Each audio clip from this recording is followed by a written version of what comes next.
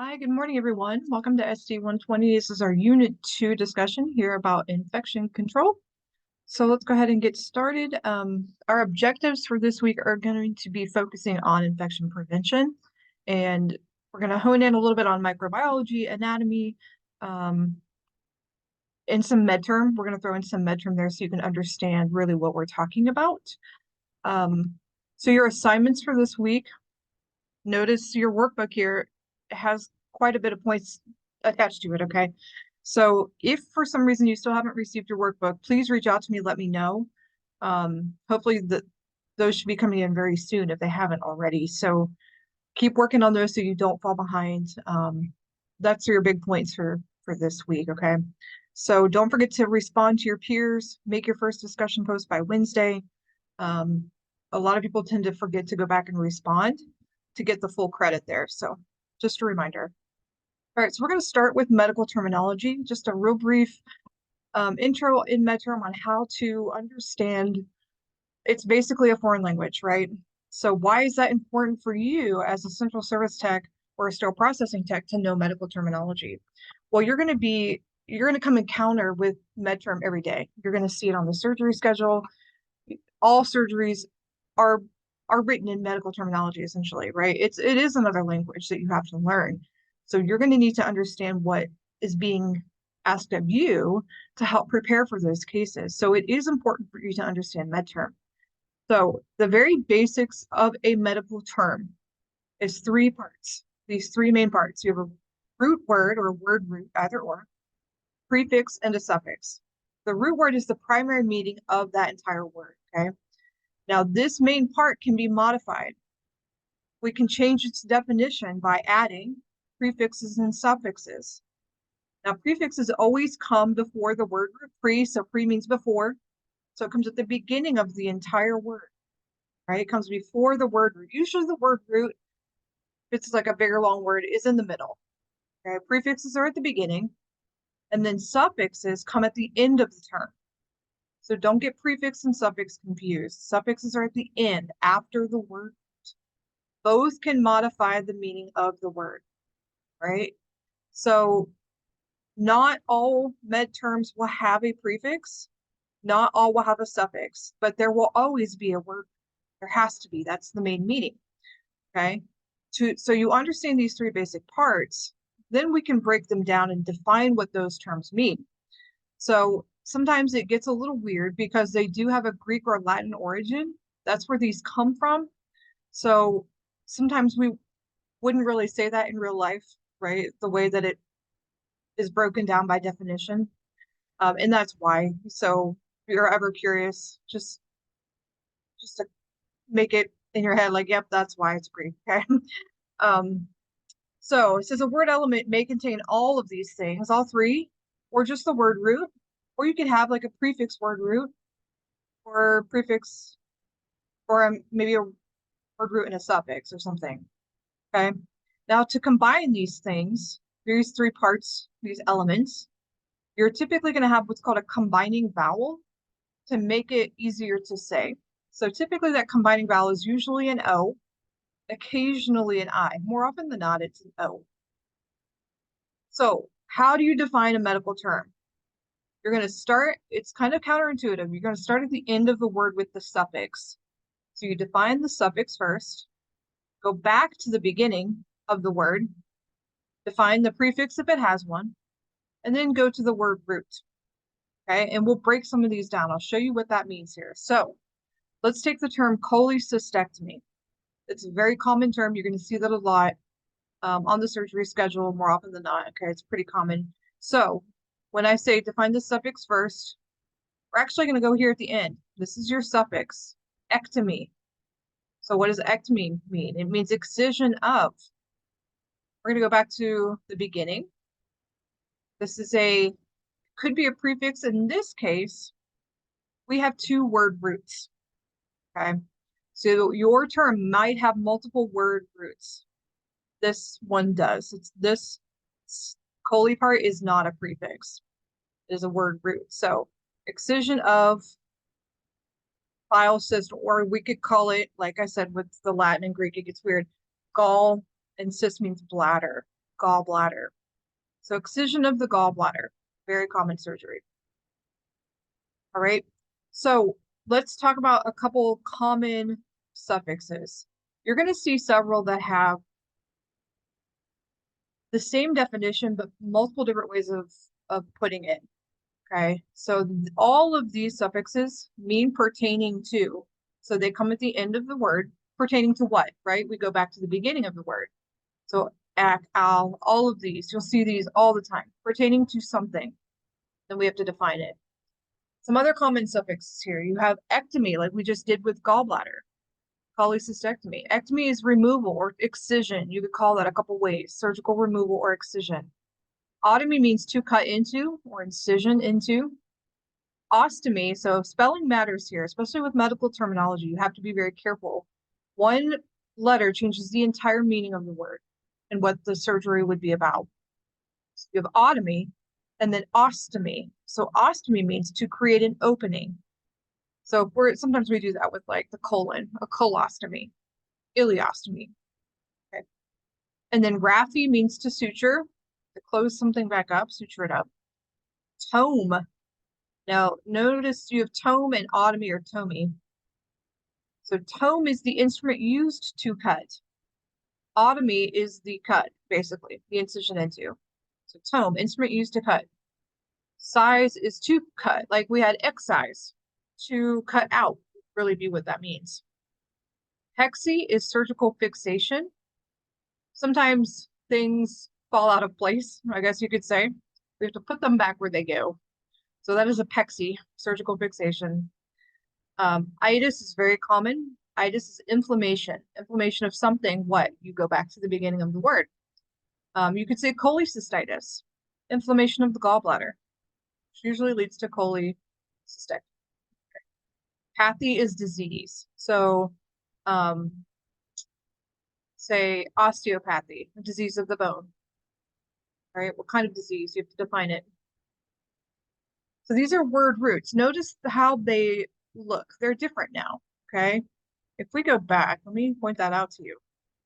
These suffixes have the dash at the beginning with the rest of the word. Now with the word roots, you have part of the word with a slash and an O. The O is your combining vowel, right? So you have the word root with the combining vowel, okay? So these are just common ones I threw out here for you. Arthro is joint. Colo is colon. Hystero is uterus. Litho is stone. Osteo, bone. Gyno, woman, and cranio, skull. Now, crani and like some of these already end in a vowel, but typically we'll still keep the combining vowel there. Like for example, well, let me give you an example when we would drop the combining vowel. So let's say we're doing an osteotomy. Otomy, remember, started with an O to cut into. We would remove this extra combining vowel because it started with a vowel. So you wouldn't need to say osteotomy. That just sounds, it's too much, right? It's too many vowels in a row. So we can sometimes drop the combining vowel. So in that case, it'd be osteotomy. Gynecology. Ecology would be like the study of gyno, woman. You wouldn't say gynoecology, right? You would drop that combining vowel. Same as, I guess, craniotomy. You're going to talk about like cutting into the head. Otomy starts with a vowel, so we would drop it here. Crani and then otomy would be the full term. Okay, so let's go to some common prefixes. Remember, they're at the beginning of the term. And notice how these are laid out, right? You have the term with the dash, like that's where it's going to go. You're going to have something here where this dash is. So it kind of indicates to you where it should fall in the whole term. Okay, so after the dash, there would be something else. So A or AN is always without or non, absent, not there. Dis is a part or away. Like, let's say, try to think of like common terms that you would know in just normal conversation, like displaced or dislocated, right? It's away from where it should be. And then you have a couple terms here that are you could call them opposites, I guess. Hyper and hypo. So be careful again with spelling. Hyper, like if your kid is really hyper, they're always excessive, right? They're always up there. So hyper is above or excess, more than normal, more than the level should be. And then hypo is below or deficient. So think of a hippo underneath the water. They're below the water. So hypo, hippo, below. You have per, like per means through. So for example, percutaneous. We might make an incision or put a needle through the skin, percutaneous, through the skin. Peri is surrounding or around. You know what a periscope is? That little scope that sticks out of like a submarine or something that can look like completely 360 all the way around, surrounding the boat. So peri is around. Pre is before, and then sub, like a submarine, is underneath the water, so under or beneath. So hypo and sub are similar. You just have to, sometimes you have to learn them in context. So hypo is often in relation to um like levels of, let's say, hormones or blood levels, those types of things. We'll say like it's a deficiency. They don't have enough vitamin K or whatever it is, right? Sub, we would say like you'd say subcutaneous, beneath or below the skin, just right below the skin. So sometimes it's a little bit more anatomical in that sense. So along with medterm, you have to also learn abbreviations because these are what you're going to see a lot on your surgery schedules that you will be pulling cases for. You have to find the right supplies and equipment for those cases. So a triple A is what we call this one, the first one. Triple A is abdominal aortic aneurysm. So part of the aorta that comes off directly off the heart goes down into through the thoracic cavity into the abdomen, can develop an aneurysm or a weakening of that vessel and rupture. Those, if you have an emergent AAA case, it's very urgent. Those patients can bleed to death very quickly. So that case you want to have probably ready to go. Okay. AKA, in this case, is not also known as, it is above the knee amputation. So cutting the leg off above the knee. You could also do it below the knee, or BKA. BSO is bilateral salpingo-oophorectomy. That's a big word, bilateral salpingo-oophorectomy. Okay, let's break it down. Ectomy, start at the end, excision of. And our first word root here is salpingo. Salpingo is your fallopian tube. That's what that term means. And then you have oofer. It's a funny word. Oofer is your ovaries, an ovary. So removing bilateral is both tubes and ovaries. Okay, cabbage is sometimes how we just say that in passing, cabbage. CABG, coronary artery bypass with grafting. Sometimes that can be done open heart or minimally invasive. EGD, again, big long word. You could break it down though. Esophagogastroduodenoscopy. Oscopy is viewing. What are we viewing? Esophago, that's your esophagus. Gastro is stomach. Duodeno is the very first part of your small intestine called the duodenum. So viewing the esophagus, stomach, and duodenum. It's a scope down the throat, right? I and D. If you say it really quick, it sounds like I-N-D, but it's I and D. It's incision and drainage. Sometimes a big abscess. We have to get that pus out. It's kind of a gross procedure sometimes. And then MIS stands for minimally invasive. That could be pertaining to a lot of cases, minimally invasive. All right, so why, again, you have to know this, understanding its purpose. You're going to check the surgery schedule when you first get to work, see what's on the board, what you got to prepare for. You're going to compare that to what you're pulling for the case. So you're going to have a list. A lot of facilities anymore have like a printout of what needs to be pulled for each case card, for each case. And you're going to check it off as you go. But if you notice you're like pulling things that have nothing to do with the case on the schedule, you need to have an understanding that something's not right. You need to double check that. Because if all of the wrong stuff gets taken up to surgery, it can be a hassle. It can delay cases, could delay patient treatment. You don't want that. So everybody that comes in contact with every aspect of surgery really has to be on their A game and has to know what they're doing, right? And it starts with something as simple as medical terminology. So, for example, to give you a couple, you might have a scheduled cystectomy, but your card that you're pulling for says cystoscopy. Two very different things, okay? Because a cystectomy is an actual open surgical procedure where we make an incision, very, very much different, okay, than a cystoscopy. Because oscopy cases require something for visualization like a scope, a long scope. So two very different setups that you want to make sure you're catching. Okay, so you look at the another example. Okay, you look at the whole schedule for the entire day. Maybe one room has 6 cystoscopies in a row, back to back to back. That happens a lot.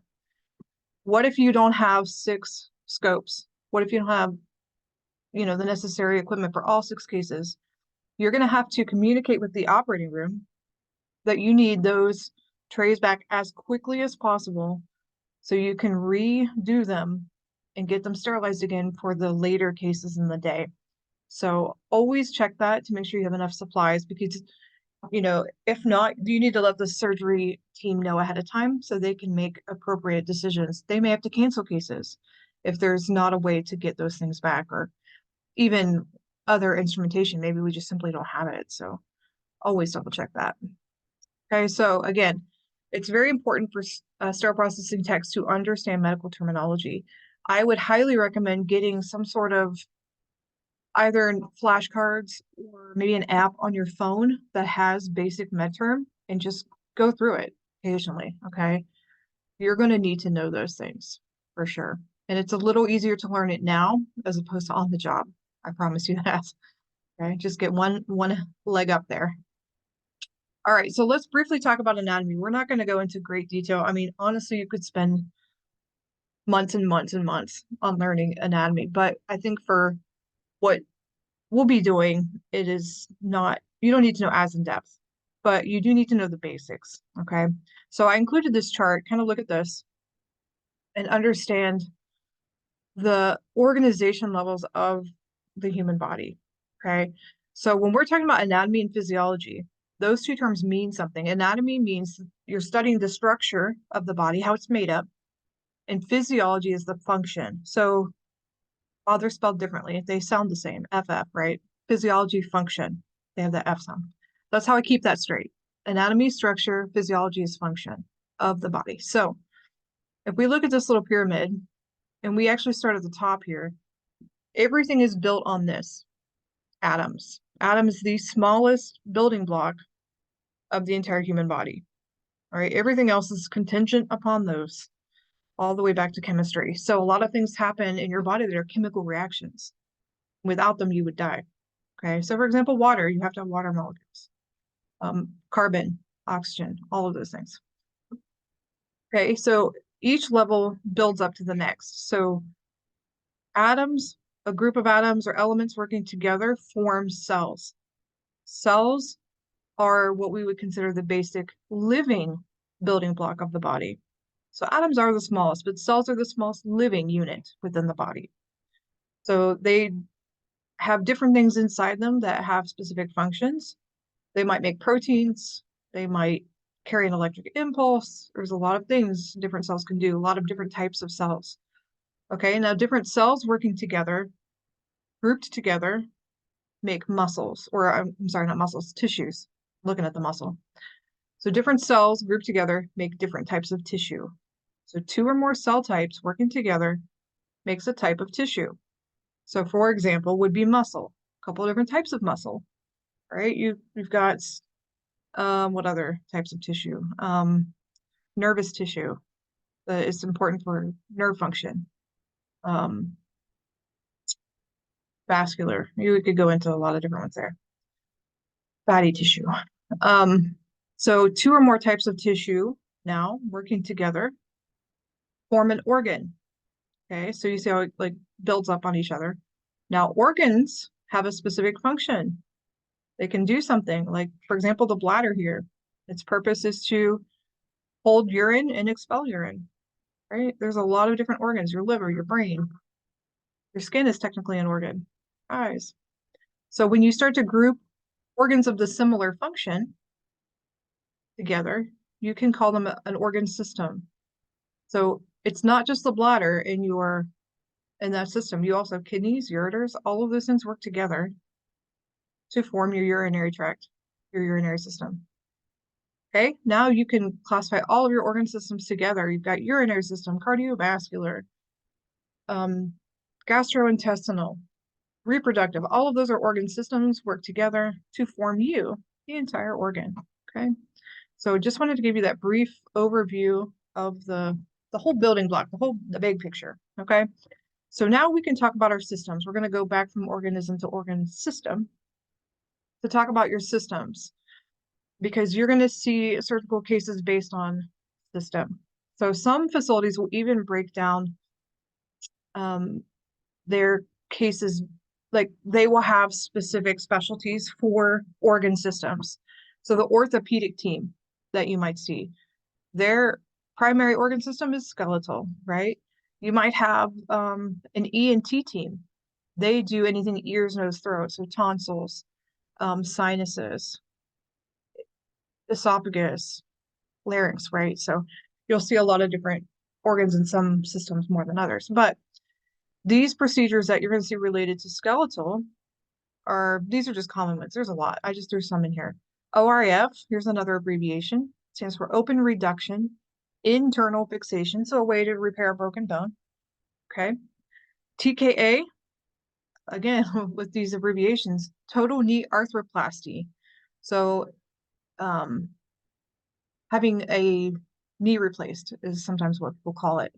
Putting a fake implant knee in. Same with the hip, total hip replacement, THA. And then osteotomy, again, let's break it down to cut into the bone. Okay, so 206 bones in the adult.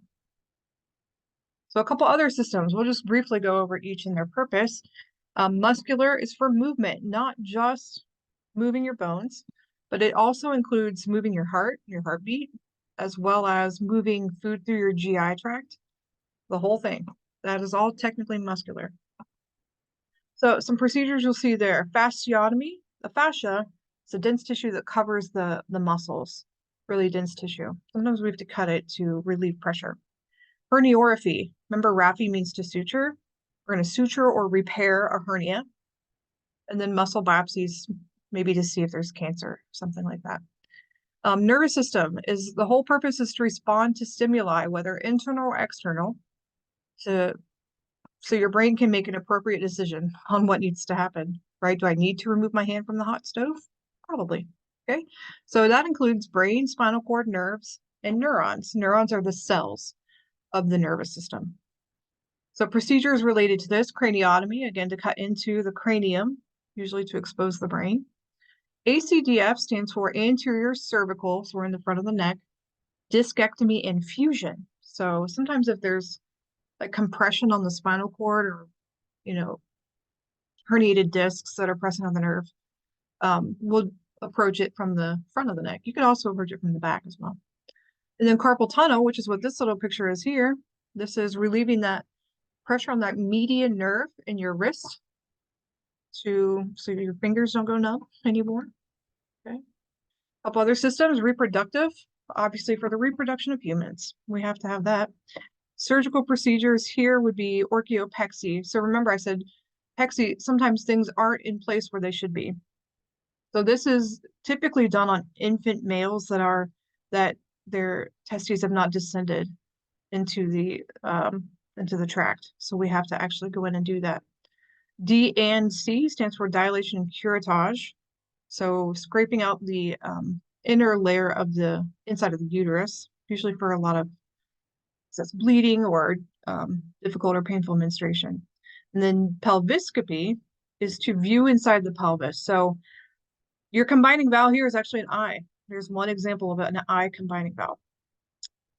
Urinary system. So we already talked about the bladder, but the whole purpose of the urinary system is to eliminate waste. So everything in your urine should be things that your body doesn't need anymore. Now, if things slip in there that shouldn't be, it can be detected, and then it might indicate kidney failure or dysfunction. So it filters the blood. That's where your urine actually comes from. That's where the fluid comes from. It's from your blood, all the water in your blood. That includes kidneys, ureters, urinary bladder, and urethra in this system.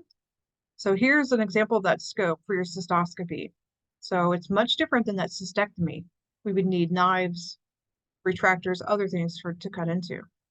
Now, nephrectomy is to cut into, nephr is kidney.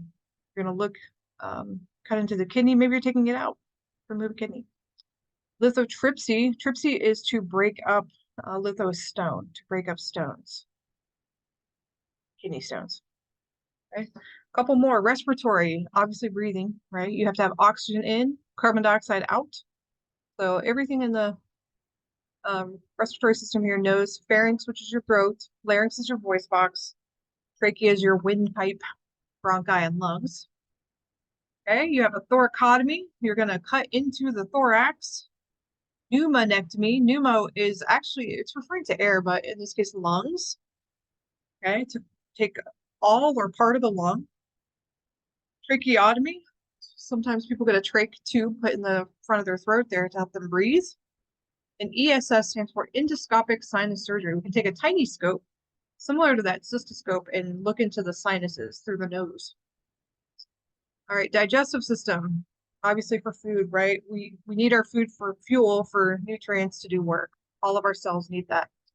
So that includes mouth, esophagus, stomach, and then your intestines, both small and large. Procedures here are bowel resection. Sometimes it's just scheduled small bowel resection. So once they get in there, they'll be more specific, but this one isn't something you break down, like a med-term you would break down. And then appendectomy, to remove what? The appendix. Appendo is appendix. Gastrectomy, remove part of the stomach or all of the stomach. Gastro is stomach. So this instrument here, I put here because it is a type of bowel clamp. This is called an Allen clamp. Looks very similar to a coker if you've learned any medical instrumentation, but it has the tooth like the coker. The serrations are different. So it is a traumatic bowel clamp. All right, we've got the circulatory system. This is for getting blood to the rest of your body. Okay, that blood carries oxygen, nutrients to every cell within the body. So heart, blood vessels, valves, kind of generic, but that's a lot. There's a lot there. Okay, we talked about the cabbage. Arteriotomy is to make an incision or to cut into an artery. Sometimes we need to resect it, take out an aneurysm, take out plaque, a lot of things. Then AAA, again, we talked about that. So the lymphatic system is probably a little less known or common, I guess you could say, to some of our students. But it's really what your body needs for its immune response. So lymphatic nodes and vessels are all part of your body's way to fight infection. So included here would be tonsils. Tonsils are actually lymph tissue, lymphatic tissue. Tonsillectomy. So this one, just to point out, sometimes especially with L's, they will double the L for spelling. So ectomy, to remove tonsil, typically is only spelled with one L, but in this case they double the L. So tonsillectomy, remove the tonsils. Adenoids are above the tonsils if you're looking in the back of your throat and like directly behind your nose. So basically one piece of adenoid tissue that is lymphatic. So adenoidectomy, they're typically done together. Then sentinel node biopsies are typically lymph nodes that we take out often in the axilla or the armpit if we suspect that maybe breast cancer has metastasized or we want to check to see if it has. We'll take, it goes in a line. If you ever look at the map of lymph nodes, you would take the first node in that line to see if it's cancerous. If it comes back cancerous, you take the second one. If that one comes back non-cancerous, you typically can stop. There would be no more need to check any further. So this instrument here is used, it's called a mouth gag. It's a MacGyver, I think. Off the top of my head, but it's used to keep the mouth open during a tonsillectomy so they can see the back of the throat. All right, so that's a real brief anatomy overview. I mean, we could have spent weeks and weeks on that, but that gives you an idea of what to expect, some of the terms that you'll see with each system. So hopefully that was helpful for you. We also need to talk a little bit about microbiology. So back at the cellular level.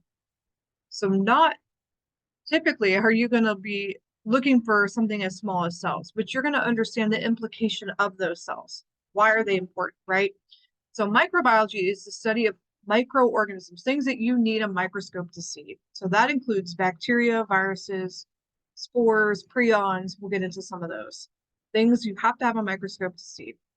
So why is that important to you? Because one of your biggest jobs is to kill those microbes to protect our patients, right? Otherwise, they're going to get SSIs, which could lead to death. You don't want that. You're also going to be personally exposed to these microbes. So you need to have that understanding, and I almost think of it as like a respect for that knowledge, because that's what's going to protect you. That's going to drive that point home to you that yes, this particular bacteria could kill me. And I want to make sure I'm protecting myself against it.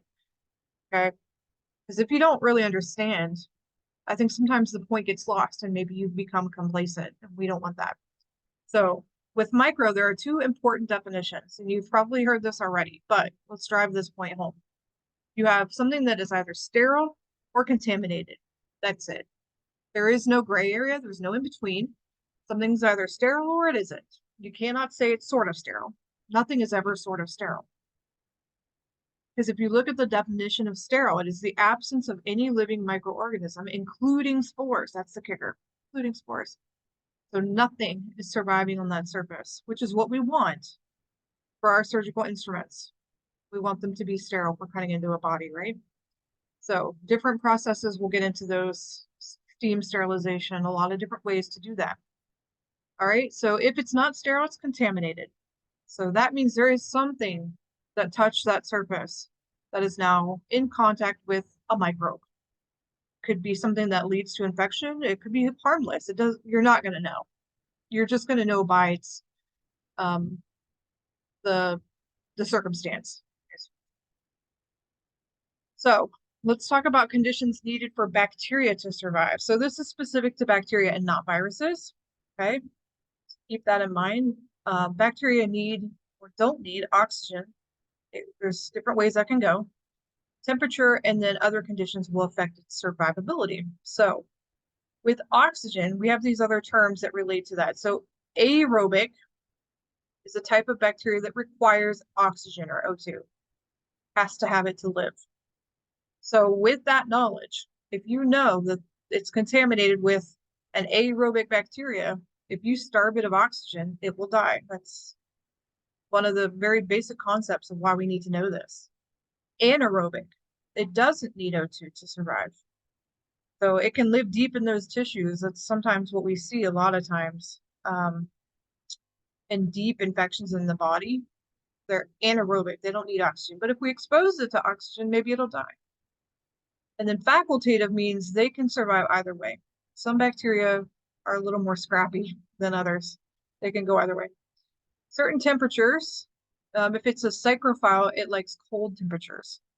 Mesophile likes moderate, and then thermophile likes warm temperatures. A lot of them thrive in warmer conditions.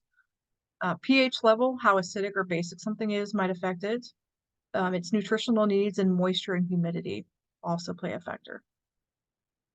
So I always show this to all of my students. I give them a handout if we're in person. I wish I could take credit for this. I can't. I just found it. But it's the shapes of bacteria in cat form. I think it's great.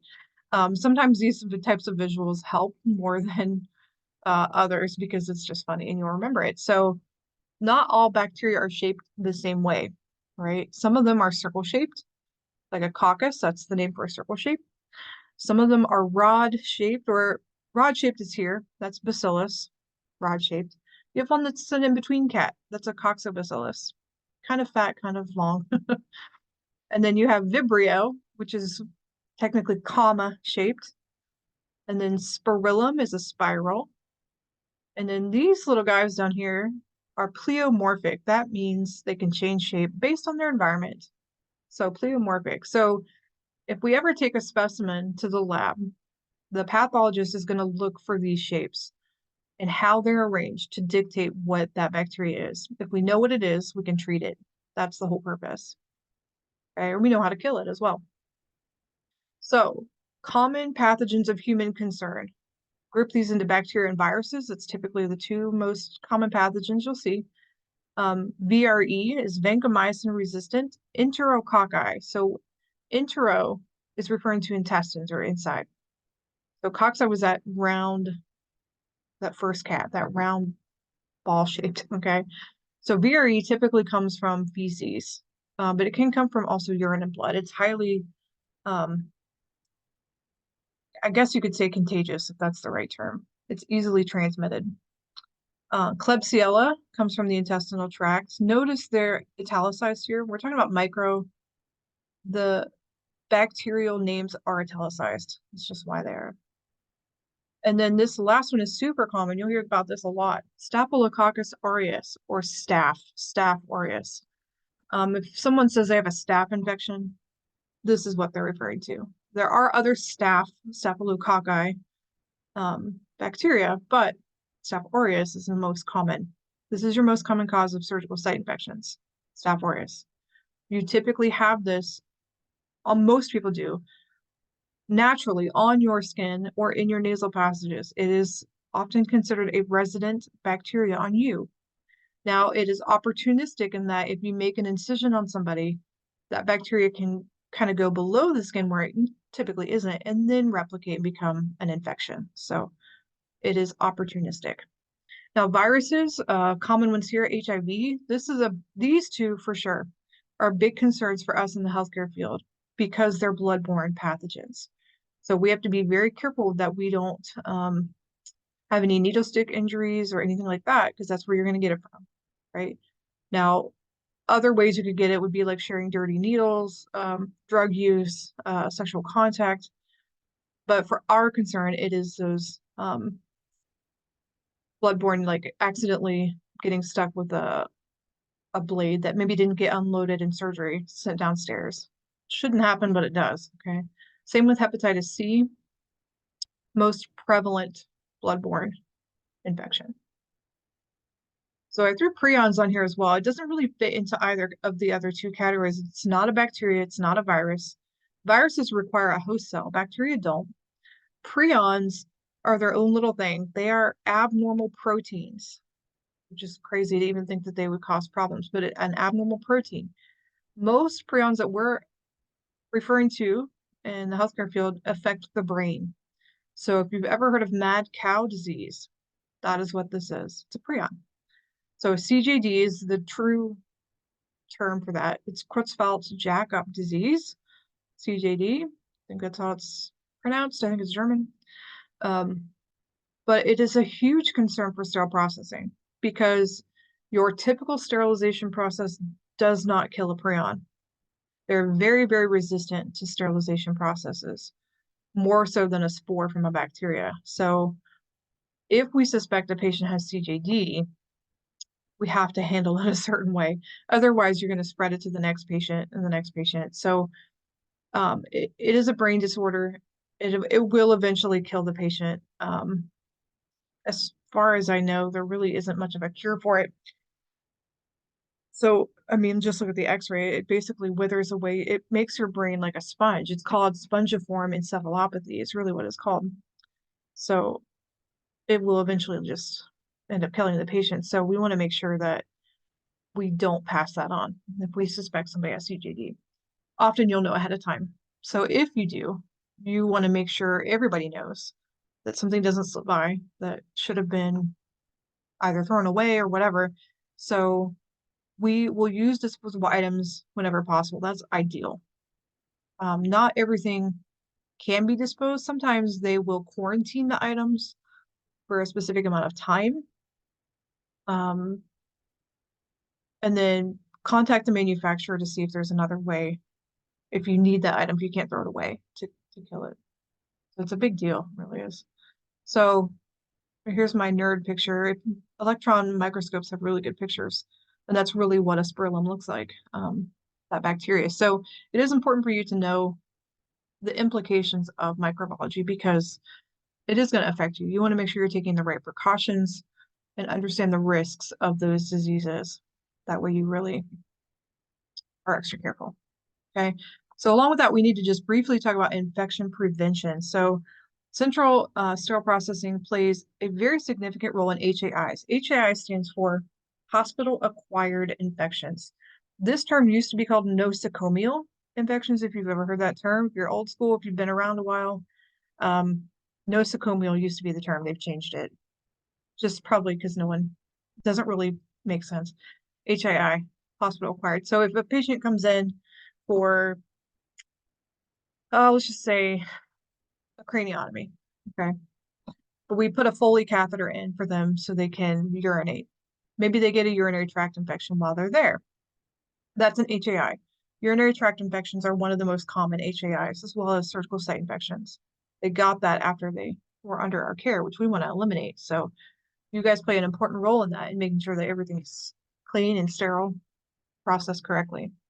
So a lot of times poor outcomes can be traced back to the CS department. So whether that's just the sterilizer wasn't working right, or it could be that that maybe we need to redo some training. Sometimes that's the case too, not understanding what needs to be done. All right, and always process items according to IFUs. Talk about that. So chain of infection, this just shows you, I'm not going to go over every detail, but how germs get spread, how microbes get spread, right? Through the host, how it leaves the host, your modes of transportation, physical contact, droplet, talking, airborne, to the next person. So if we can stop this chain of infection anywhere, we stop the transmission of disease. That's the goal, right?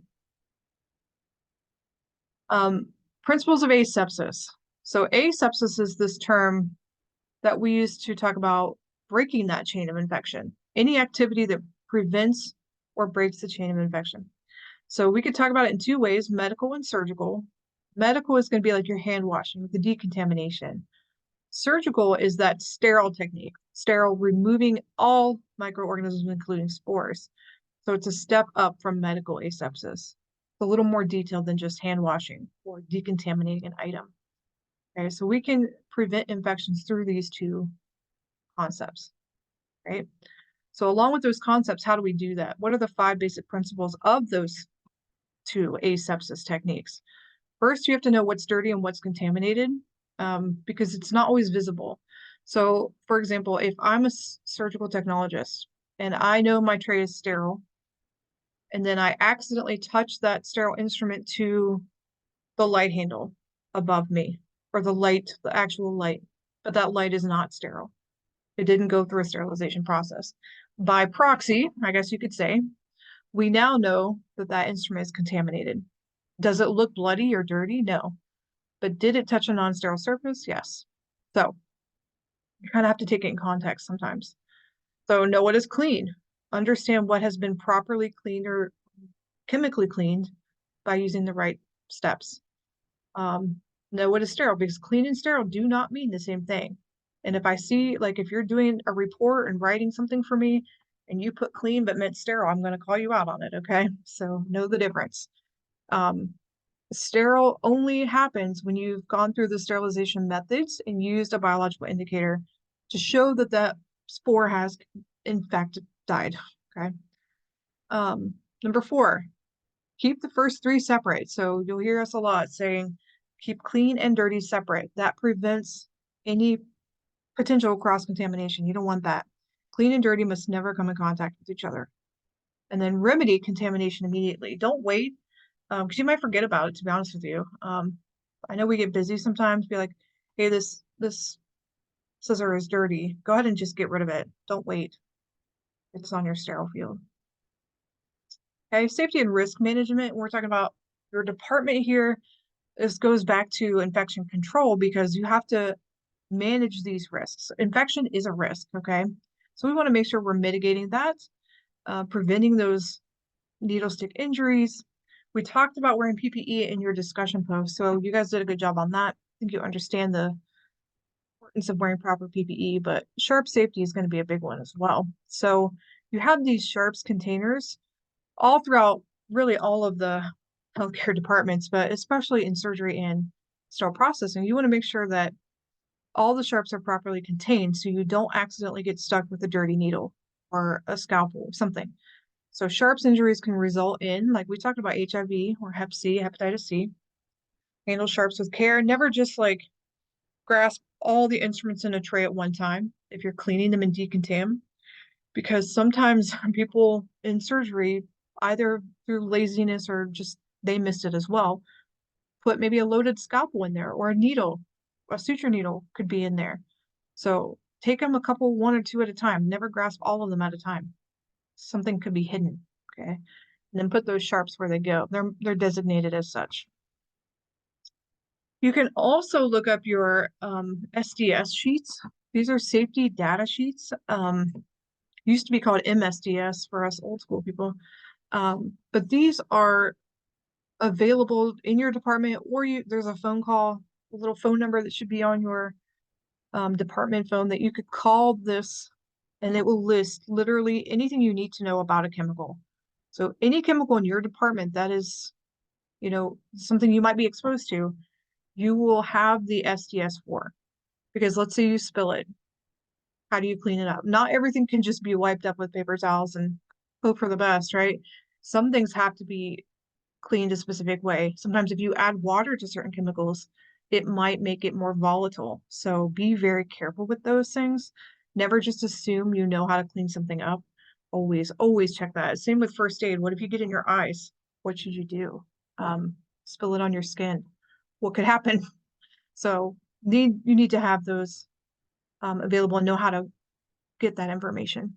Okay. Another safety risk thing that you're going to be exposed to is fire. A lot of people don't realize the risk for fire in surgery and in central processing. Surgery especially, because I found this picture I really like because it's specific to surgery. Three things that a fire has to have are heat, oxygen, and fuel. All three of those are prevalent inside the operating room. A lot of people don't realize that. But patient fires happen more than they should. They happen quite often, to be honest with you, just because all three of these are present, and sometimes it's hard to completely eliminate all three sides of the triangle, but we can always try to take one out. If you can take one thing away, whether it's the igniter, the heat, the fuel, whatever, your risk of fire is pretty much gone. Now, anesthesia, if we're working near the head and face with all that oxygen going into the patient, airway fires and facial fires are a big concern. So they can mix things with the oxygen to try to eliminate that.